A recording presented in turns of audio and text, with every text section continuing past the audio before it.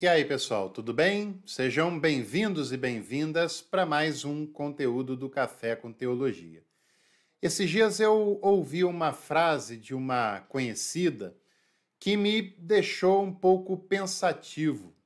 Ela dizia que praticou uma determinada religião, foi membro de uma determinada igreja durante vários anos da sua vida e há menos de 2 anos ela estava se convertendo a uma outra igreja. E eu parei para pensar por que foi necessário ela sair da igreja em que estava, e ela chama esse processo de conversão. O que seria conversão, né? E como é lamentável que aqui no Brasil a gente ainda tenha muito uma ideia de conversão como sendo sair de uma religião e ir para outra religião. Sair do catolicismo, do espiritismo, das religiões afro e ir para uma igreja evangélica. Em alguns outros casos, sair de uma igreja evangélica, ir para o catolicismo, ir para outra manifestação religiosa, ou até mesmo sair de uma igreja de tradição diferente, mas da mesma religião, e ir para uma outra igreja da mesma religião. Por que é que no Brasil, infelizmente, se converter significa ir para a igreja, ir para uma igreja necessariamente?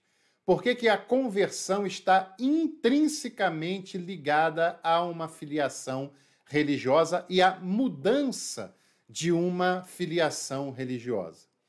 Se nós observarmos um dicionário, você vai ver que converter é mudar uma rota, né? A pessoa que estava indo numa direção passa a ir na direção oposta à que ela estava indo anteriormente.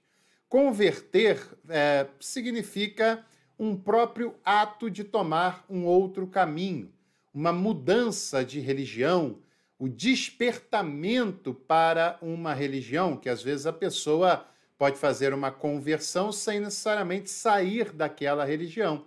Mas ela era apenas nominalmente de uma religião, ia só em datas específicas, né? E em determinado momento ela tem um despertamento. Até uns 30 anos atrás se falava muito de católicos não praticantes, pessoas que eram nascidas católicas, tinham uma formação católica, mas que não praticavam os ensinamentos do catolicismo e iam à missa apenas na Semana Santa ou próximo ao Natal, iam na missa quando tinha um batizado, um casamento, né, na igreja católica, ou algo parecido. Ainda existem católicos não praticantes, mas hoje, e não é só de agora, mas uns 15, 20 anos para cá, também se pode falar de evangélicos não praticantes.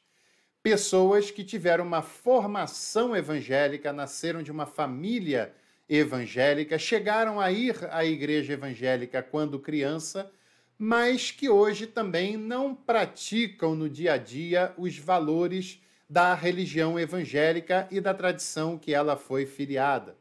Podem até ser batizadas, vão apenas uma vez por mês para tomar a Santa Ceia, quando vão, né? Ou então numa data festiva, no batizado de alguém, no casamento de alguém, em momentos específicos de um familiar, mas no dia a dia não praticam os ensinamentos daquela religião. E nesse caso, conversão seria um despertamento. A pessoa estava ali como um fiel apenas nominal, de repente ela percebe, por algum motivo, que ela deve levar a sério e que ela deve se comprometer com aquela religião da qual ela faz parte.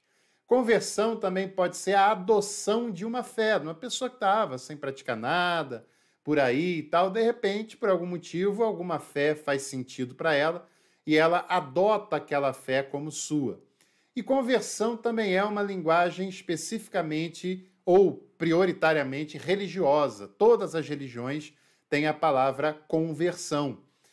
No Brasil é muito popular a gente falar de se converter a uma igreja evangélica, mas a pessoa pode se converter ao catolicismo, ao espiritismo, à religião de matriz africana, ao budismo, ao islamismo, né? E assim para qualquer outra manifestação religiosa.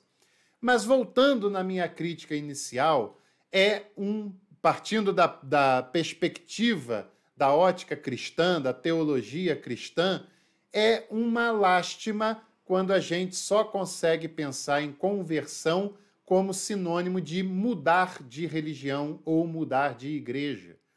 Quando uma pessoa fala, eu fui católico durante tantos anos e agora eu me converti. Não, não se converteu, você apenas mudou de igreja. Saiu de uma igreja, de uma denominação cristã e foi para uma outra igreja, para uma outra denominação também cristã, que talvez tenha feito algum sentido maior por ter um tipo de culto diferente, uma doutrina que te chamou a atenção. Geralmente, as questões de conversão, mudança de igreja, são questões sentimentais, né? É o culto avivado, é alguém que entregou uma profecia, revelação ou sonho, seja lá o que for, é um culto mais envolvente, mais dançante, com músicas mais eloquentes e menos sóbrias como antes e tal. Não é bem uma escolha reflexiva do ponto de vista da doutrina. Isso é um caminho a posteriori, né? A grande maioria das pessoas, quando vão seguir uma religiosidade, seja lá qual for, a primeira manifestação é uma manifestação emocional, sentimental. Isso nem é uma leitura pejorativa, né? Eu fazia parte de uma determinada igreja e me converti. Não, você só mudou de igreja. Você só passou a praticar uma outra leitura da fé. Porque nós não pensamos em conversão no sentido muito mais profundo do que isso. No sentido muito mais existencial e essencial do que apenas a troca de uma filiação religiosa. Porque a pessoa pode deixar de ser católica e se tornar evangélica e continuar a mesma porcaria de sempre. A pessoa pode deixar de ser evangélica e ser católica e continuar o mesmo vacilão de sempre. A pessoa pode sair de uma igreja histórica protestante para uma igreja pentecostal e continuar o mesmo sem vergonha e sem noção de sempre, né? Porque a mudança de filiação religiosa não alterará em mudança de vida por si só. Por que a gente não pensa em conversão como mudança de mente, como mudança de mentalidade, mudança do modo como qual nós vemos a vida? De deixar de ver a vida só espiritualizada de modo religioso, mas contemplar as belezas que Deus criou de maneira leve, de maneira a fluir essa prática do bem para com as pessoas, de olhar as pessoas com misericórdia, com bondade, com compaixão, de olhar a vida com alegria, com sentido de viver. Por que nós não pensamos em conversão na mudança de coração, na mudança do modo como nós sentimos as coisas, como nós amamos e respeitamos as coisas? Se antes éramos egoístas, não somos mais. Se antes éramos violentos, seja violência física, seja através do machismo, através do racismo, através da intolerância religiosa, e hoje somos desconstruídos disso, transformados numa nova criatura e somos pessoas respeitosas e amorosas. Se antes éramos vingativos, hoje somos perdoadores. A conversão certamente é muito mais profunda do que mudar de religião. E muitas vezes uma pessoa muda de religião e se torna uma pessoa ainda mais insuportável do que ela já era.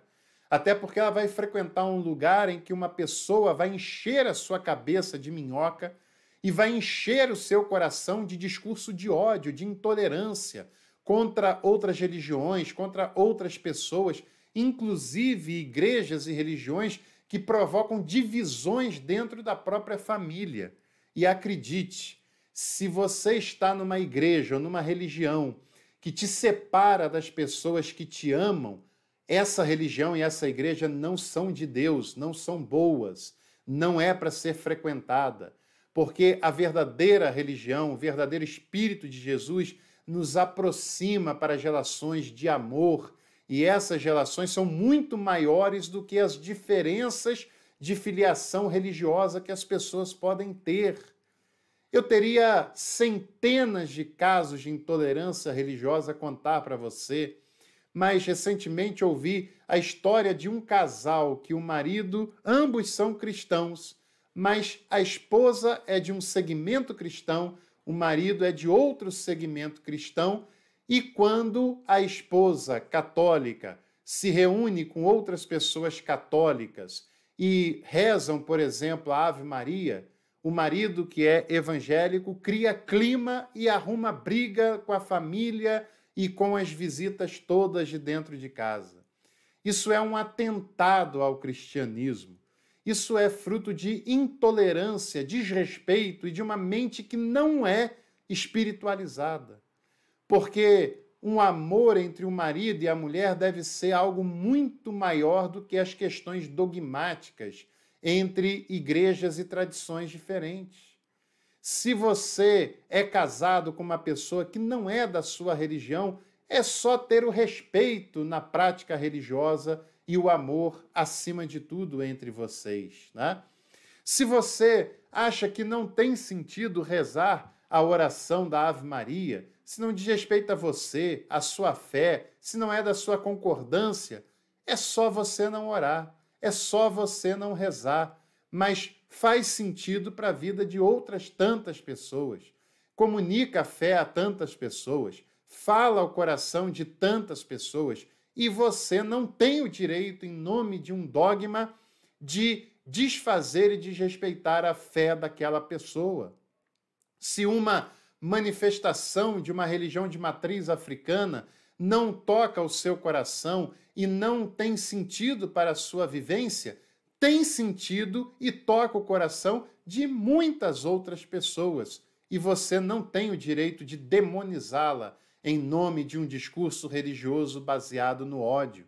Você deve respeitar essa pessoa, ainda que você não queira ser um adepto dessa religiosidade. Assim como você deve ser respeitado na religiosidade que você decide abraçar e decide praticar. Por que não pensamos em conversão como aquilo que faz que nós nos humanizemos mais e humanizemos as nossas relações com as outras pessoas, né? Por que não pensamos em conversão independente da filiação religiosa? Você pode se converter e até mudar de filiação religiosa por achar que aquela comunica mais a sua vida, mas que essa mudança seja apenas um reflexo de uma transformação que aconteceu dentro de você. Isso sim. Você pode se converter e continuar na igreja da qual você nasceu e foi criado, e agora passar a fazer outro sentido na sua vivência. Ou você pode ressignificar a leitura que você tinha sobre religiosidade, ou mesmo continuar sem frequentar uma igreja, se for o caso, e mesmo assim ter uma experiência de conversão. Eu me lembro muito bem quando eu e um outro amigo estávamos conversando com uma pessoa, com um teólogo, que era já um pastor de uma denominação evangélica, e nós perguntamos para essa pessoa quando foi a sua experiência de conversão. E essa pessoa disse que a sua experiência de conversão foi no catolicismo. Ele se converteu no catolicismo e anos depois, por outros motivos, por outros fatores, ele decidiu ir para uma outra igreja, no caso, uma igreja evangélica.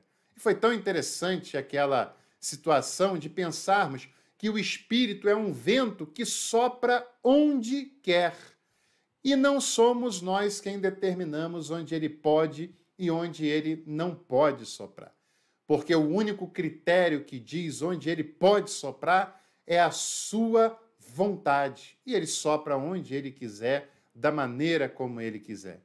E nós temos casos bíblicos, neotestamentários, de pessoas que se abriram diante da graça de Jesus, que se converteram e mudaram de mente, mudaram de coração, mudaram de pensamento por causa da ação graciosa de Jesus, e não há nenhum indício de que tenham mudado a sua filiação e a sua prática religiosa de outrora.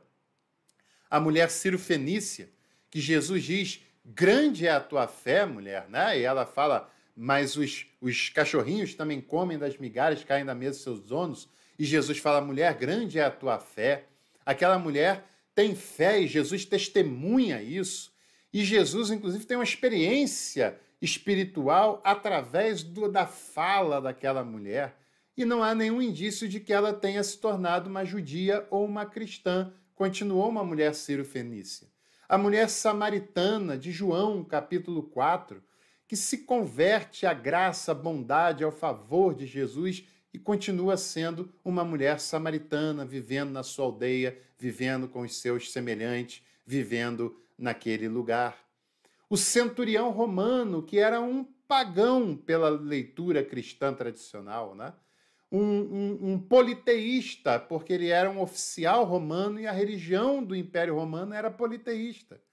E Jesus diz que nem em Jerusalém viu uma fé como a daquele homem. Aquele homem se converte diante da possibilidade da graça de Jesus, mas continua sendo, vamos dizer, filiado à religião que ele tinha anteriormente. Não há nenhum indício de que ele tenha se transformado num cristão no ponto de vista da filiação, como nós falamos hoje. Então, nós devemos ampliar esse conceito de conversão e pensar na conversão muito mais essencial, existencial e que transforma e nos leva à humanização. E se você gostou desse vídeo, deixe sua curtida, inscreva-se no canal e compartilhe o nosso conteúdo para os seus contatos. Em breve voltamos para mais um Café com Teologia. Até lá!